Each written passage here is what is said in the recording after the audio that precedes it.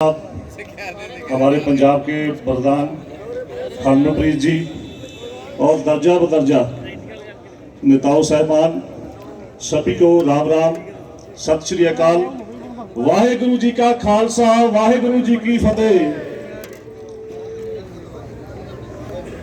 आप सभी को मालूम है जो हमारे देश में किसानों के साथ हो रहा है।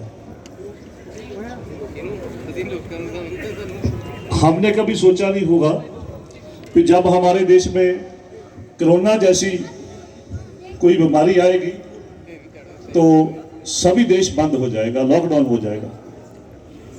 और उस लॉकडाउन की वजह से हमारा एक एग्रीकल्चरल फैक्टर था जिसने हमारे देश की बाजू पकड़ी और हमें नीचे नहीं जाने दिया।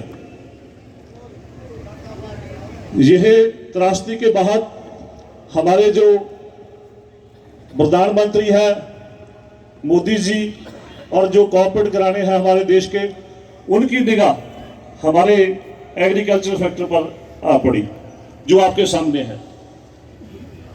पहले तो इन लोगों ने यही लॉकडाउन की वजह से हमारे खिलाफ 3 कानून, काले कानून लेकर आए और उसी की आड़ में हमारे ये जो रोड हमारे 5 स्टेट गुजरात, हरियाणा, दिल्ली, पंजाब और राजस्थान के निकालने की कोशिश कर रहे हैं।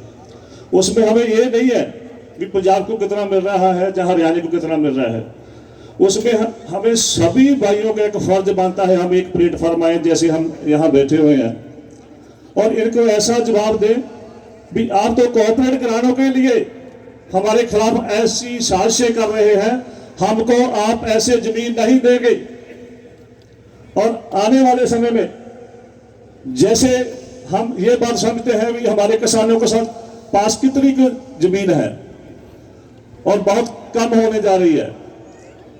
और जैसे पंजाब की आपको बात बताऊं तो हमारे पंजाब में 80% लोगों के पास 3 से 7 एकड़ जमीन है। ये लोग ये नहीं समझते भी हमारे जब हमारी जमीन से रोड निकल जाएगा और हमारे पास क्या बचेगा। जो पैसा हमें देने जा रहे हैं वो तो बैंकें ले जाएंगी और हमारा किसान हमारा अपने परिवार और बच्चों को कैसे आगे निकल जाएगा। इसीलिए मेरे भाइयों, आप सभी को ये बात समझनी होगी कि हमें एक प्लेटफॉर्म पर इकट्ठे होना पड़ेगा।